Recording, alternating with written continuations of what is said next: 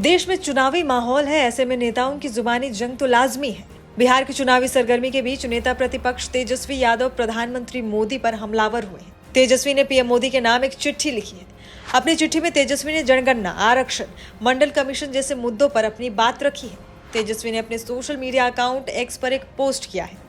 Post में चिट्ठी की तस्वीर के साथ तेजस्वी ने कैप्शन में लिखा है कि प्रधानमंत्री जी, आपके नाम खुला खत है। जरा समय निकालकर जातिगत जनगणना, आरक्षण, मंडल कमीशन और संविधान पर अवश्य ही अपना ज्ञानवर्धन कर लीजिएगा। चिट्ठी की बात करें तो तेजस्वी ने खत में लिखा कि चुनावी मौसम में ही आप बिहार आते हैं। कल आप बिहार आए और एक बार फिर आपने सभी लोगों को भ्रमित करने की असफल कोशिश की। मैं आपके समक्ष कुछ बातें रखना चाहता हूँ। उन्होंने आगे लिखा कि प्रधानमंत्री जी, आपको याद होगा कि बिहार से हम सब अगस्त 2021 में आपके पास जातिगत जनगणना की मांग को लेकर आए थे। नीतीश जी की जदयू समेत और भी दल मेरी इस मांग के पक्ष में थे। जातिगत जनगणना का प्रस्ताव मेरी ही पहल पर सर्वसम्मति से बिहार विधानसभा में पास कराया गया।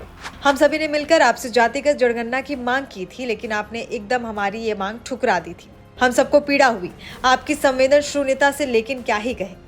जब हम बिहार में सरकार में आए तो हमने सरकार में आते ही राज्य के खर्चे पर जातिगत सर्वेक्षण कराया। उसकी हकीकत से आपको भी अवगत कराया गया। प्रधानमंत्री जी, हमने उस सर्वेक्षण के आलोक में आरक्षण का दायरा 75% तक बढ़ाया और आपसे बार बार गुजारिश करते रहे और हाथ जोड़कर मांग करते रहे कि इसको संविधान की 9वीं अनुसूची में डालिए। लेकिन प्रधानमंत्री जी, मूलतः आप पिछड़ा और दलित विरोधी मानसिकता के हैं। आपने हमारी इस महत्वपूर्ण आग्रह, जिसके पक्ष में बहुजन स्वर था, पर आपने कोई विचार नहीं किया। 10 दिसंबर 2023 को पटना में आयोजित पूर्वी क्षेत्रीय परिषद की बैठक में केंद्रीय गृह मंत्री से भी इसकी मांग की गई थी। आप उनसे पूछ सकते हैं।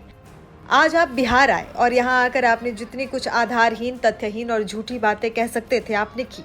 अब आपसे अपेक्षा नहीं है कि आप अपने पद की गरिमा का ख्याल रख विमर्श को ऊंचा करेंगे, लेकिन आज आप भैंस मंगलसूत्र के रास्ते होते हुए मुजरा तक की शब्दावली पर आ गए।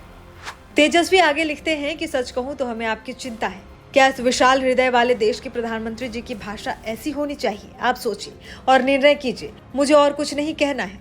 आपने बाबा साहेब का आरक्षण खत्म करने का एक नायाब तरीका ढूंढा है, क्योंकि संविधान की धारा 15 और धारा 16 के तहत आरक्षण सरकारी नौकरियों में मिलता है। आपने रेलवे, सेना और अन्य विभागों से सरकारी नौकरियां ही खत्म कर दी, तो फिर आरक्षण की अवधारणा कहाँ जाएगी? लेकिन ये गंभीर चिंता आपकी प्राथमिकताओं में है ही नहीं। हम तो आपसे कई बार आग्रह कर चुके हैं, संसद में, सड़क पर, सदन में, कि आप प्राइवेट सेक्टर में आरक्षण की व्यवस्था करिए, ताकि एक व्यापक बहुजन आबादी, दलित समुदाय और अन्य वंचित समूहों को उनका वाजिब संवैधानिक हक मिले। तेजस्वी ने आगे लिखा कि प्रधानमंत्री जी, 5 किलो राशन को भी आप मुफ्त कहते रहे हैं। ये तो हमारे देश के नागरिकों का संविधान प्रदत्त न्यूनतम अधिकार है। आपकी भाषा और भाव मूलतः गरीब विरोधी है। मैं आपसे लगातार नौकरी, आर्थिक सामाजिक न्याय और महंगाई और बिहार को विशेष राज्य पर सवाल करता रहा हूँ, लेकिन आपकी रहस्यमयी चुप्पी समस्त बिहार वासियों को हताश कर रही है। आपसे कितनी बातें कहूँ, बस इतना कह सकता हूँ कि बस अब चुनाव का एक ही चरण बचा है। हमारी जो भी मांग है आरक्षण को लेकर, संविधान को लेकर और आर्थिक सामाजिक न्याय के संदर्भ में, उन सब पर गौर फरमाइए। सीधे तौर पर आकर कहिए कि आप अपने प्रेरणा स्रोत गुरुजी गोलवलकर की बंच ऑफ थॉट्स किताब से सहमत नहीं है। क्या आप कह पाएंगे? ये भी कह दीजिए कि आप पिछड़े, अत्यंत पिछड़े, दलित तमाम वर्गों को उनका समुचित आरक्षण प्राइवेट सेक्टर में भी देने की मांग से सहमत है। अगर आपसे ये सब नहीं कहते बन रहा है तो जनता समझ लेगी कि आपकी चुनावी भाषणों का गिरता पैमाना ही आपकी राजनीतिक सोच का सही प्रतिबिंब है। कौन भूल सकता है 1990 में जब मंडल कमीशन लागू हुआ था, तब मंडल कमीशन के विरोध में आप आडवाणी जी के साथ आरक्षण विरोधी रथ के सारथी थे। बहुजन दलित समुदाय कैसे भूल जाए?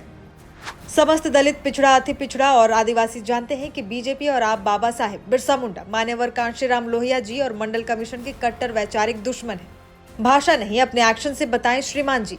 और हाँ, इस पत्र के साथ मैं गुजरात में ओबीसी कैटेगरी के अंतर्गत मुस्लिम जातियों की सूची भी संलग्न कर रहा हूँ। शायद आपको ज्ञान और ध्यान भी ना रहा हो कि गुजरात में मुस्लिम समुदाय की जातियों को भी आरक्षण मिलता है। आप 13 बरस से ज्यादा अरसे तक इस राज्य के मुख्यमंत्री रहे, अतः भ्रम फैलाने और नफरत परोसने की राजनीति से परहेज करिए। लोकतांत्रिक लड़ाई लड़ने के बजाय आप युवाओं को नौकरी दिलाने के लिए संघर्षशील एक 34 के युवा तेजस्वी को जेल भेजने की धमकी दे रहे हैं। क्या ऐसी धमकी देकर आप संविधान की धज्जियां नहीं उड़ा रहे? चुनाव आएंगे और जाएंगे, लेकिन संविधान, देश की सामाजिक संरचना और इसकी बनावट पर अब और आघात मत कीजिए।